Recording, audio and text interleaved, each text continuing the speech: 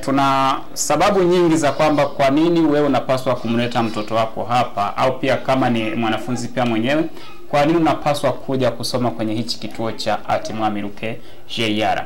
Sababu ya kwanza ni kwamba tutakusaidia kupata suluhisho la changamoto zako za kitaaluma zinazokukabili, lakini pia vile vile tutakusaidia kuongeza maarifa ambayo awali hukuwa nayo, lakini sisi tutakuongezea kwa namna ambavyo mtaala unataka.